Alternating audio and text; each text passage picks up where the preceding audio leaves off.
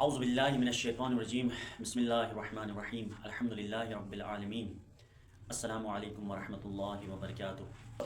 میں ہوں نعمان رضا جعفری۔ پروگرام کا نام ہے آغاز افق اسلام گلگت، جو ہم نے آج سے باقاعدگی سے ایک نیا موضوع کے اوپر انشاءاللہ ہم بات کریں گے گلگت کے تاریخ کے حوالے سے اور اسلامی تاریخ کے حوالے سے، جو اسلامی تاریخ رہی ہے گلگت میں، تو اس حوالے سے ہم اپنے مہمان کو مدعو کیا ہے، ہم اس سے سوالات کریں گے۔ ہمارے ساتھ جناب محترم آغا مدثر علی ہمارے ساتھ موجود ہیں۔ تو آغا صاحب، سب سے پہلے آپ کا شکریہ، جی بہت بہت شکریہ۔ آپ نے پروگرام میں تشریف لایا اور چند سوالات جو عام عوام کے اندر بھی پائے جاتے ہیں، جو زیادہ تر گلگت کے تاریخ کے ساتھ وابستگی نہ ہونے کی وجہ سے، مطالعہ نہ ہونے کی وجہ سے کنفیوژن کا شکار ہوتے ہیں۔ تو سب سے پہلے ہم یہ سوال کریں گے ساتھ کہ اس خطے، اس خوبصورت حسین و جمیل خطے کو گلگت شروع سے کہا جاتا ہے، یا گلگت نام کیسے پڑ گیا ہے؟ شروع کا نام کیا تھا، جو ابتدائی نام کیا تھا، اور بعد میں یہ گلگت نام کس طرح اس کا نام دیا گیا، یا خطے کو ابھی بھی گلگت ہی نام دیا گیا ہے، گلگت ہی کہا جاتا ہے؟ تو اس کی وجہ کیا ہے، اور یہ گلگت کہاں سے نکلا ہے، اس کا مطلب کیا ہے؟ یہ ہمارے ناظرین کو آپ اس کی وضاحت فرما دیں۔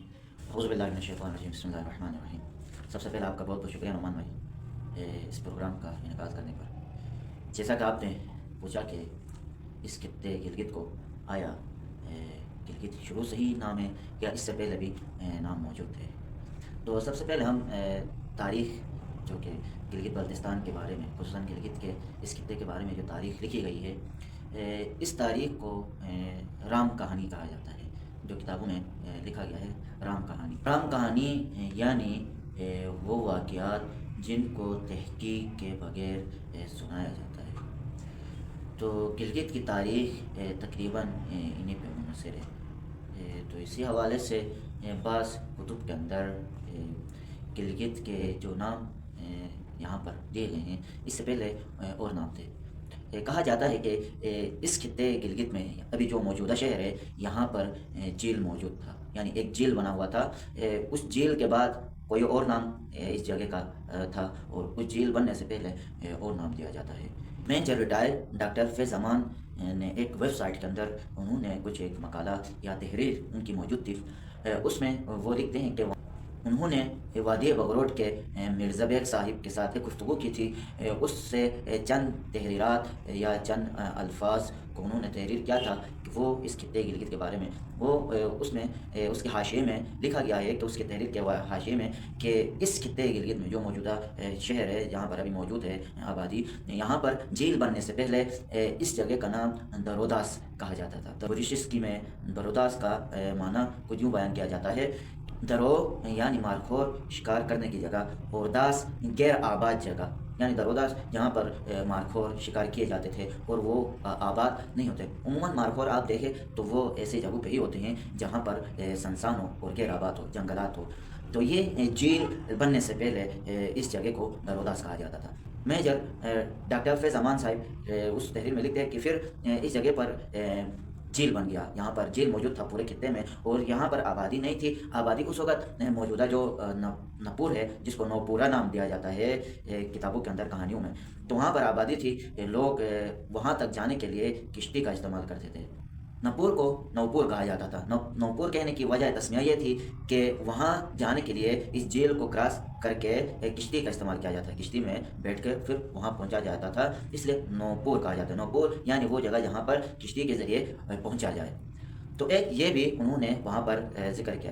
پھر اس خطے میں یہ جو جھیل موجود تھی، یہ جھیل خشک ہو گئی، اس کے بعد اس جگہ کا نام سارگن رکھا گیا۔ سارگن کا مطلب یعنی جہاں پر پہلے جھیل موجود تھا۔ البتہ میں یہ جو نام وجہ تسمیہ اس جگہ کا بتا رہا ہوں، یہ میجر ریٹائر فیض امان صاحب کے نزدیک جو انہوں نے وہاں پر تحریر لکھی ہے، اس میں یہ موجود تھے۔ تو پھر اس جھیل کے خشک ہونے کے بعد اس جگہ کا نام ایک سارگن رکھا گیا۔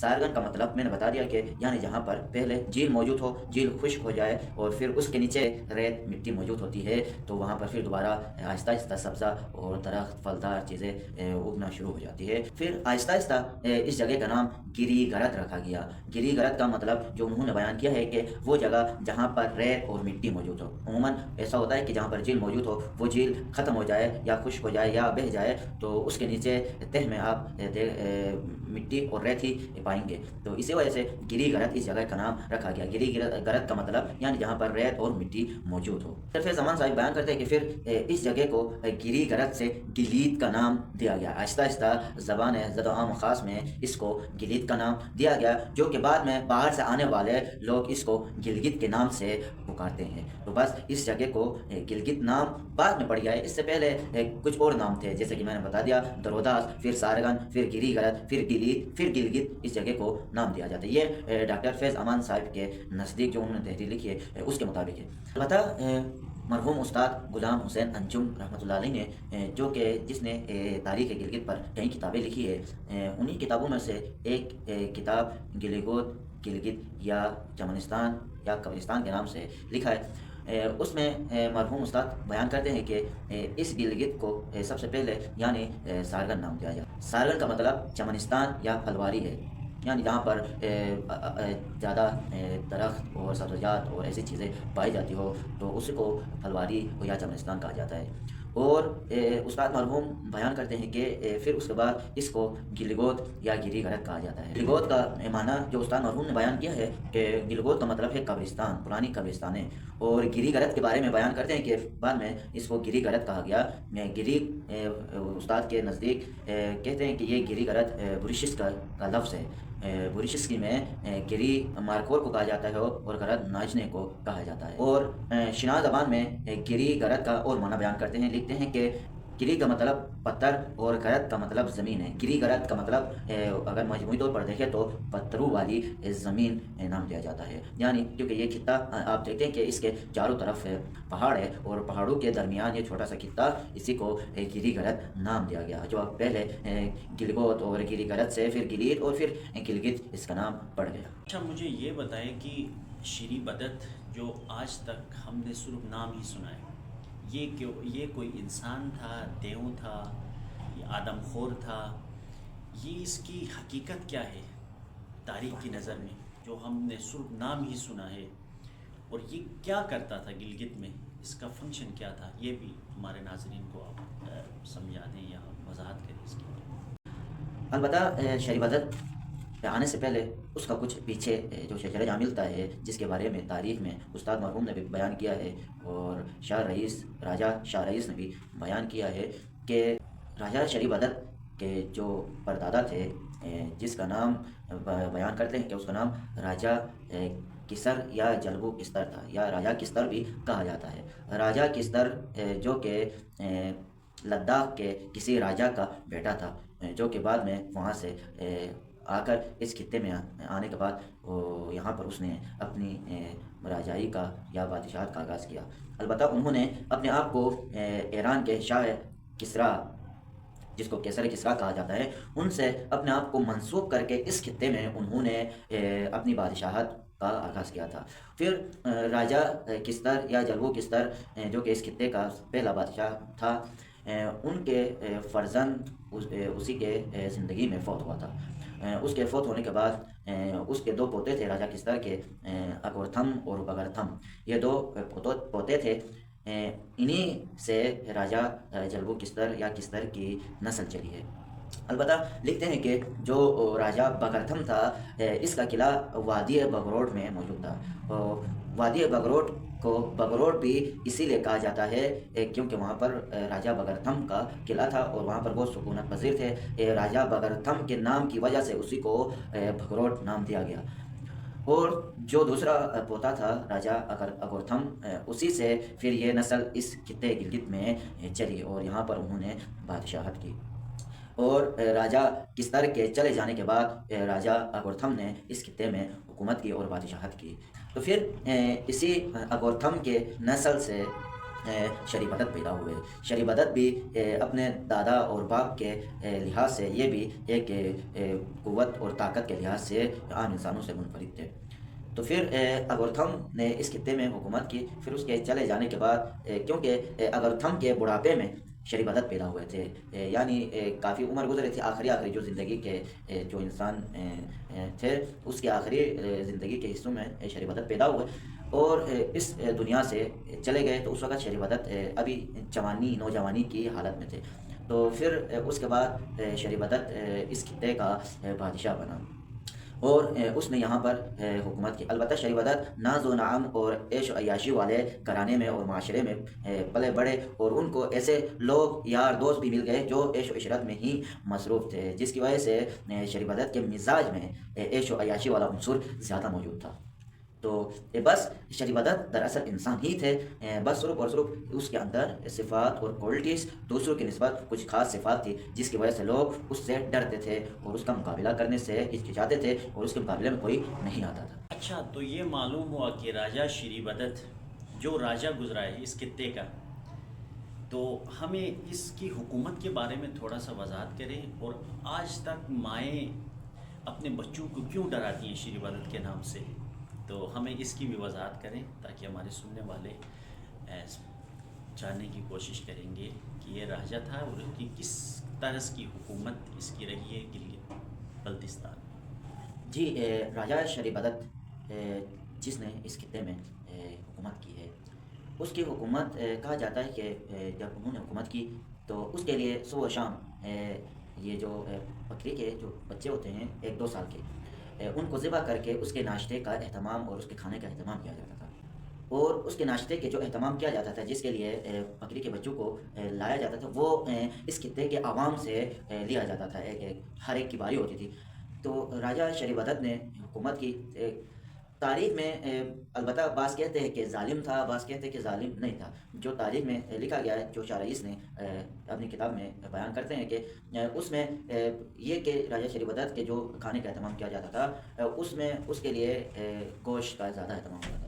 تو ایک دفعہ ہوا یہ کہ دنیور کی ایک پیرزادہ خاتون، بوڑھی خاتون کے ایک بچہ لایا گیا بکری کا، جو کہ اس نے پالا تھا، تو وہ کھانے میں اس کے لیے تیار ہوا، اور جب اس کو کھانے کے لیے پیش کیا گیا، کھانے کے بعد اس نے اس گوشت کو غیر لذیذ یعنی دیگر گوشت کی نسبت زیادہ اس میں لذیذ پایا۔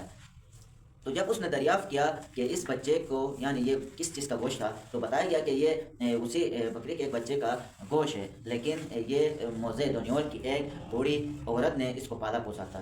جب اس خاتون کو پیش کیا گیا تو راجہ شریبدت نے جب اس کو پوچھا اس سے، تو اس نے بتایا کہ اس بچے کو یعنی اس بکری کے بچے کو اس نے جب اس کی ماں مر گئی تو اس نے اس بکری کے بچے کو اپنی بیٹی یا اپنے بہو کے دودھ پلا کر اس کو بڑا کر دیا تھا۔ تو بس راجہ شریبدت کے ذہن میں یہ بات کلک ہو گئی کہ ایک بچہ بکری کا جس کو انسان کا دودھ پلا کر بڑا کیا گیا، اس کا گوشت اتنا لذیذ ہو سکتا ہے تو خود انسان کا گوشت کتنا لذیذ ہوگا۔ پھر اس کے بعد اس نے حکم دیا اپنے جو اس کے باورچی خانے کے ذمہ دار تھے اور جو حکومتی عہدیدار تھے، ان کو حکم دیا کہ آئندہ کے بعد اس کو ہر دن بچوں کا گوشت کھلایا جائے۔ تو بس اس کے بعد اس کو ہر ایک کی باری ہوتی تھی، رعایا میں سے ایک ایک شیرخوار کو پیش کرتے تھے۔ پھر لوگ اس سے تنگ آ گئے، تن آمد جنگ آمد کی نوبت آ گئی، اور عوام پریشان تھے کہ ہم اس ظلم عظیم سے کیسے نجات پائیں۔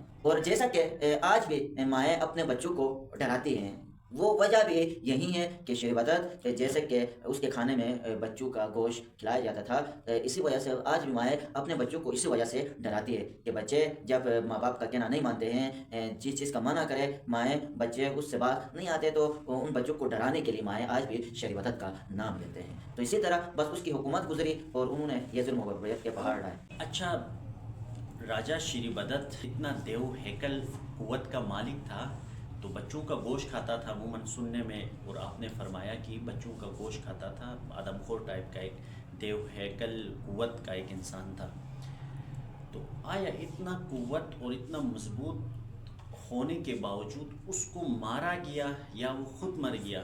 جب اتنا وہ مضبوط تھا، جب اتنا وہ طاقتور تھا، کوئی بھی اس سے اوپر نہیں تھا یا اس سے زیادہ قوی نہیں تھا، تو اس کو لوگوں نے مارا یا خود مر گیا؟ اگر اس کو مارا گیا تو کس انداز سے مارا گیا؟ اس کا آخری نتیجہ کیا ہوا؟ اینڈنگ کیا ہوا اس کی شریبدت کا؟ تو ہمیں یہ بھی وضاحت فرما دیں۔ اچھا، جہاں تک راجہ شریبدت کے موت اور مارنے کا قصہ ہے، اس حوالے سے جیسا کہ میں نے بتایا کہ راجہ شریبدت جو کہ ایک شیرخوار بچوں کا گوشت کھاتا تھا، رعایا تنگ تھی اور اس ظلم سے نجات پانے کے لیے دعائیں کر رہی تھی۔ جیسا کہ پہلے میں نے بتایا کہ شریبدت جو کہ آدم خور تھا، اس کی اس آدم خوری سے رعایا تنگ آ چکی تھی، اور رعایا دعائیں کر رہی تھی کہ اس عظیم بلا سے کیسے نجات پائے۔ بس اسی دوران ہوا یہ کہ اللہ کا کرنا کہ جب اسلام کی اشاعت شروع ہوئی، اسلام کے فتوحات وسیع ہوتے گئے اور خلافت دوم یعنی حضرت عمر کی دور خلافت میں فارس یعنی موجودہ جو ایران ہے وہ فتح کر لیا گیا، تو وہاں سے جو شہزادے تھے وہ اپنی جان بچانے کے لیے نکل پڑے۔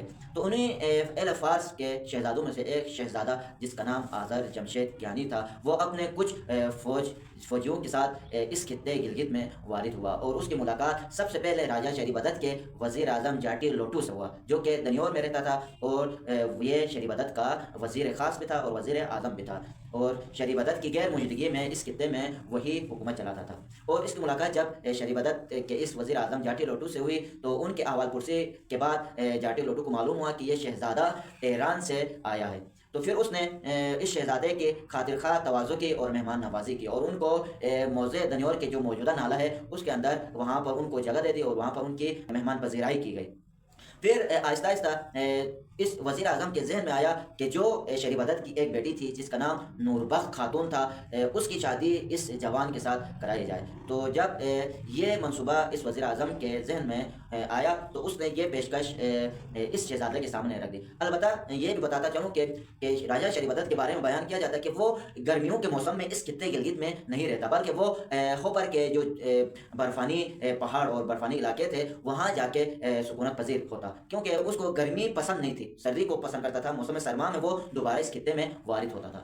تو بس اس موسم بہار کا موسم تھا اور شریف عدد یہاں پر موجود نہیں تھا، تو اسی دوران یہ راجہ آذر جمشید ایران سے گلگت آیا تھا، اور اس کے سامنے وزیر اعظم جاٹی لوٹو نے نوربخت خاتون کے اس عقد کے بارے میں سوچا، اور اس کو یہ بتایا گیا کہ رعایا یہاں کے عوام اپنے موجودہ بادشاہ سے تنگ ہے کیونکہ وہ ایک آدم خور انسان ہے۔ تو بس راجہ آذر جمشید کے ذہن میں بھی اس کو مارنے کا ایک منصوبہ آیا، تو اسی منصوبے کو عملی جامہ پہنانے کے لیے راجہ آذر جمشید نے نوربخت خاتون جو کہ شریف عدد کی بیٹی تھی اس سے عقد کرنے پر راضی ہوا۔ البتہ راجہ شریف عدد کی بیٹی نوربخت خاتون اپنے باپ کے نسبت رعایا کے لیے عوام کے لیے رحم دل تھی، تو بس جب یہ رشتہ ان دونوں کے درمیان طے ہوا اور ان کے درمیان یہ ازدواجی زندگی شروع ہوئی۔ جب راجہ شریف عدد دوبارہ موسم سرما میں واپس گلگت ورود ہوا تو اس وقت راجہ شریف عدد کی بیٹی حاملہ ہو چکی تھی،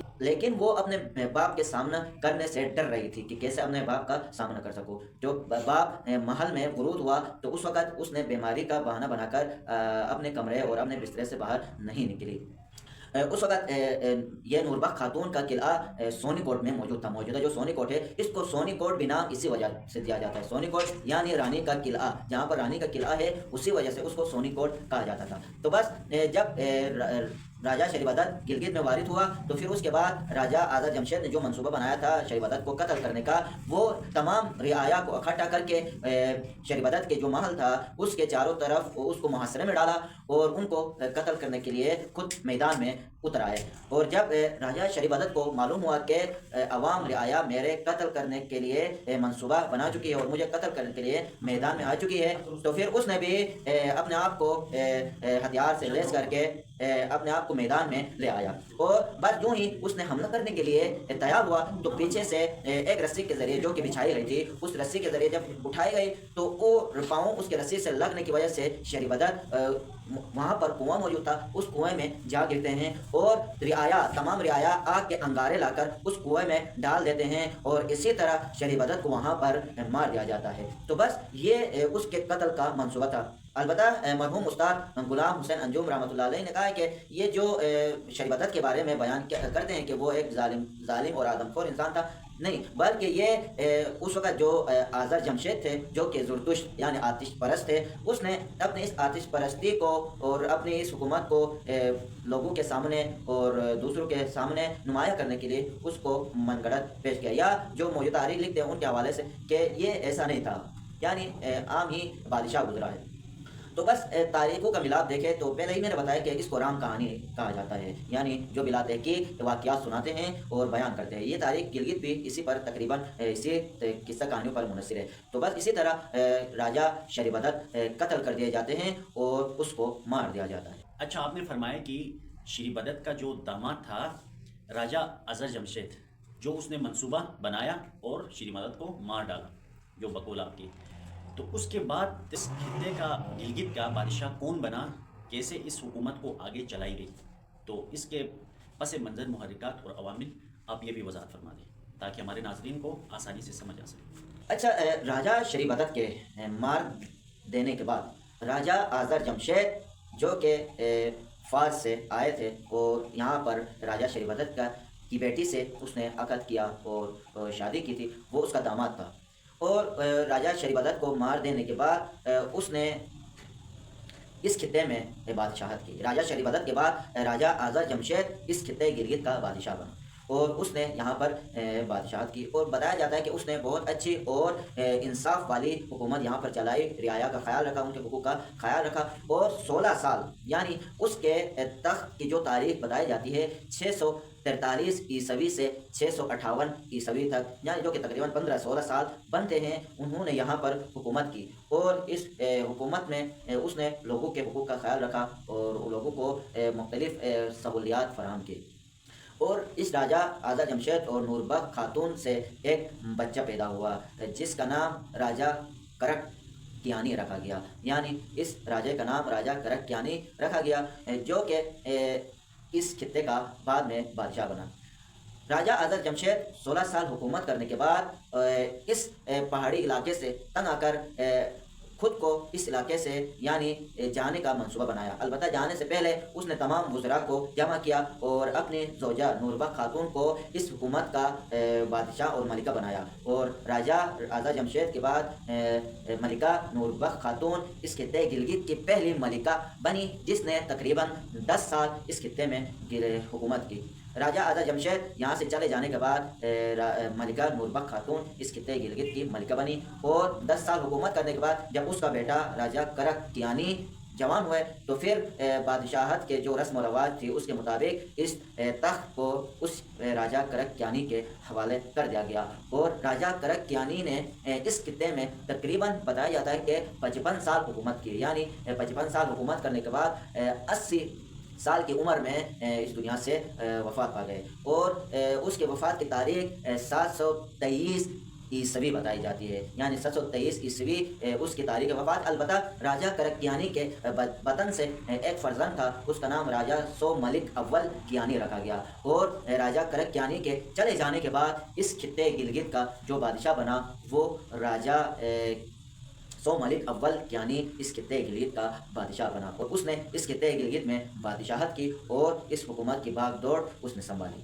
اگر صاحب بہت بہت شکریہ آپ کا تہ دل سے کہ آپ نے اپنا قیمتی وقت نکالا ناظرین کے لیے، ہمارے لیے، کہ مختصراً پتہ یہ چلا کہ گلگت میں اسلام کی آمد سے پہلے جو آتش پرستی تھی، جو بت پرستی تھی، جو جہالت کی انتہا تھی، جو بڑے بڑے ظالم و جابر حکمران گزر گئے، تو اس حوالے سے آپ نے آگاہ کیا. اور انشاءاللہ ہم اپنے ناظرین کو آنے والے دوسرے پروگرام میں ہم اپنے ناظرین کو اسلام کی اشاعت، تبلیغ و ترویج ابتدائی طور پر جو پھیلی گلگت میں، جو مبلغین تھے، جو تبلیغ و ترویج کا جنہوں نے سلسلہ ابتدائی طور سے شروع کیا، ان کے حوالے سے ہم بتائیں گے، ان کو شکرگزار کریں گے. انشاءاللہ اگلے پروگرام تک اپنے میزبان نعمان رضا جعفری کو اجازت دیں. اللہ نگہبان.